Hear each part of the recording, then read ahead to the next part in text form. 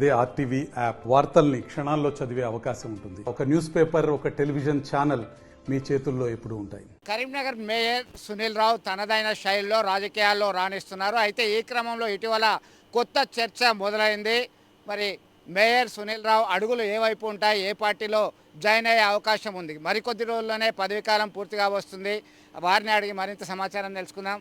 చెప్పండి, మీరు కార్పొరేటర్, కౌన్సిలర్గా, కార్పొరేటర్గా ఇతర రాజకీయ పదవులన్నీ అనుభవించారు. మేయర్గా మీదైన మార్కు చూపిస్తూ ముందుకెళ్తున్నటువంటి పరిస్థితి. అయితే తాజాగా జరుగుతున్నటువంటి చర్చ కరీంనగర్ కార్పొరేషన్ పరిధిలో మేయర్ అడుగులు ఏ వైపు ఉండబోతున్నాయి అని చెప్పి చర్చ జరుగుతుంది. ఇప్పటికైతే గత 5 సంవత్సరాలుగా మరి బీఆర్ఎస్ పార్టీ పెద్దలు కేసీఆర్ గారి యొక్క ఆశీస్సులతోటి, పెద్దలు వినోద్ కుమార్ గారి యొక్క ఆశీస్సులతోటి, మరి గంగుల కమలాకర్ సపోర్ట్ తోటి 5 సంవత్సరాలు మా పాలకవర్గ సభ్యుల సహకారంతో దిగ్విజయంగా కరీంనగర్ నగరాన్ని అన్ని రంగాల్లో అభివృద్ధి చేసినామన్న ఆలోచన, సంతృప్తి, కరీంనగర్ నగర ప్రజల నుంచి వస్తున్నటువంటి ఫీడ్బ్యాక్ కావచ్చు, అన్ని రకాలుగా ఉంది. చాలా సంతోషంగా 5 సంవత్సరాల పదవి కాలం మాది పూర్తి కాబోతున్నది. ప్రజలకు సేవ చేసినామన్న తృప్తి చాలా గొప్పగా మిగిలింది. ఎందుకంటే పదవులు అనేవి శాశ్వతం కాదు. పదవులు ఉన్నప్పుడు మనం ఏం చేసినాం, మనం గెలిపించిన ప్రజలకు ఏం చేసినాం, మనం ఉన్న నగరానికి ఏం చేసినాం అనే ఆలోచన ఉండాలి. కాబట్టి మనం ఉన్న నగరానికి ఉన్న అందుబాటులో ఉన్నటువంటి వనరులు, దాదాపు అన్ని రకాల వనరులు ఉపయోగించుకొని 13-1400 కోట్ల రూపాయలతోటి కరీంనగర్ నగరాన్ని నభూతోనో భవిష్యత్ అనే విధంగా అభివృద్ధి చేసినాం. ఆ సంతృప్తి చాలా ఆనందంగా ఉంది. కొంతమంది పదవి కాలం అయిపోతూనే బాధపడతారు, కానీ నేను పదవి కాలం చాలా సంతోషంగా అయిపోతున్న సందర్భంగా చాలా సంతోషం వ్యక్తం చేస్తూ ఉన్నాను. ఎందుకు ఈ సంతోషానికి గల కారణం ఏంటి? మీరు మీ మార్కు చూపించుకున్నారా, మీ అభివృద్ధి పనులు చేశామనే సంతోషమా, ఏంటి అసలు? అదేనండి, ఇప్పుడు అభివృద్ధి పనులు చేసినాము, ఏదైతే చేయాలనుకున్నామో అంతకంటే ఎక్కువ పని చేసినాం. ఎందుకంటే గతంలో కౌన్సిలర్గా 5 సంవత్సరాలు పనిచేసినాం, దాదాపు 14-15 సంవత్సరాలు కార్పొరేటర్గా పనిచేసినాం, ఇప్పుడు 5 సంవత్సరాలుగా మేయర్గా పనిచేస్తా ఉన్నా. మరి ఏ పనులైతే గతంలో చేయాలనుకుంటే చేయలేకపోదాం, ఏ పని చేయాలన్నా నిధులకు సంబంధించి కావచ్చు, ఇతర ఇబ్బందులు కావచ్చు, అధికారుల నుంచి సరైన సహకారం లేకపోవడం కావచ్చు, పైన ఉన్న రాజకీయ నాయకుల సహకారం లేకపోవడం కావచ్చు, పాలకవర్గం నుంచి సహకారం లేకపోవడం, మీకు నాకైతే అందరి సహకారం, అందరి తోడ్పాటు నాకు లభించింది. కాబట్టి ప్రజలు కూడా పూర్తిగా సహకరించారు కాబట్టి అభివృద్ధి చేయగలన తృప్తి ఉంది. కాబట్టి ఆ విధంగా సంతోషంగా ఉన్నది. 2025 జనవరిలో మీ పదవీ కాలం పూర్తవుతుంది.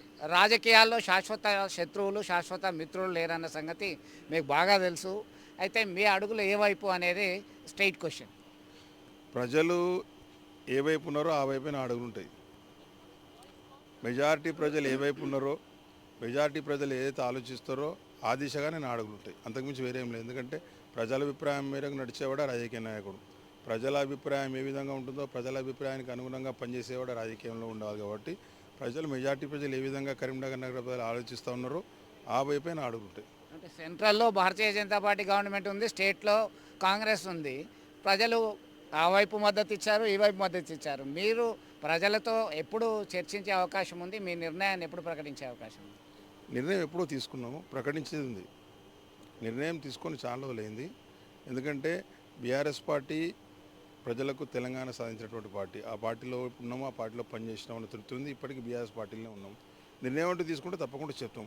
కానీ ప్రజలు ఏదైతే కొడతారో ఆ ప్రజలు కోరిన వైపే ఉంటాం. మీ చిన్ననాటి మిత్రుడు ఇటీవల కాలంలో పొలిటికల్ గ్యాప్ వచ్చింది. అయితే తాజాగా ఉస్నాబాద్ నియోజకవర్గంలో మంత్రి పొన్నంతో భేటీ అయ్యారు. ఏం చర్చ జరిగింది? దాదాపు గంటన్నర సేపు ఇంటర్నల్గా డిస్కషన్ జరిగినట్టు సమాచారం. లేదు, తప్పు. ఇంటర్నల్గా ఎలాంటి డిస్కషన్ జరగలేదు. మా వాకర్ సెషన్ సమావేశం సందర్భంగా కలవడం జరిగింది. చెప్పాను, రాజకీయాల్లో ప్రత్యర్థులు మాత్రమే ఉంటారు, శత్రువులు అంటూ ఎవరు ఉండరు. రాజకీయాల్లో కొన్నిసార్లు మనస్ఫూర్తలు రావడం, విడిపోవడం అనేది కామన్. విడిపోయిన వాళ్ళు మళ్ళీ కలుస్తూ ఉంటారు. అంతే తప్పితే ఎలాంటి ప్రత్యేకమైన చర్చ, రాజకీయపరమైన చర్చ అంటూ జరగలేదు. మేము కలిసి అక్కడ ఉన్న హుస్నాబాద్ ప్రాంతం గురించి, జరుగుతున్న కార్యక్రమాల గురించి, కరీంనగర్ నగరంలో వాకర్స్కు సంబంధించిన విషయం, కరీంనగర్ కొన్ని సమస్యల గురించి మాట్లాడదని తప్పితే అంతకుమించి ప్రత్యేకంగా రాజకీయ చర్చ అంటూ ఏం జరగలేదు. సో మొత్తం మీద ఇప్పటికైతే ఒక క్లారిటీ ఇవ్వలేదు. పదవీ కాలం పూర్తయిన తర్వాత మనం అప్పటి వరకు వెయిట్ అండ్ సీ అనేటువంటి ధోరణిలోనే వారి కామెంట్ ఉంది. అప్పటి వరకు అయితే చర్చగానే కొనసాగేటువంటి అవకాశాలు అయితే స్పష్టంగా కనబడుతుంది. వీడియో జర్నలిస్ట్ సుమంత్తో కలిసి చంద్రశేఖర్, RTV, కరీంనగర్ నుండి. మరిన్ని వీడియోస్ కోసం ఛానల్ ని సబ్స్క్రైబ్ చేయండి. లేటెస్ట్ అప్డేట్స్ కోసం వాట్సాప్ ఛానల్ ని ఫాలో చేయండి. అండ్ లింక్ డిస్క్రిప్షన్ లో ఉంది.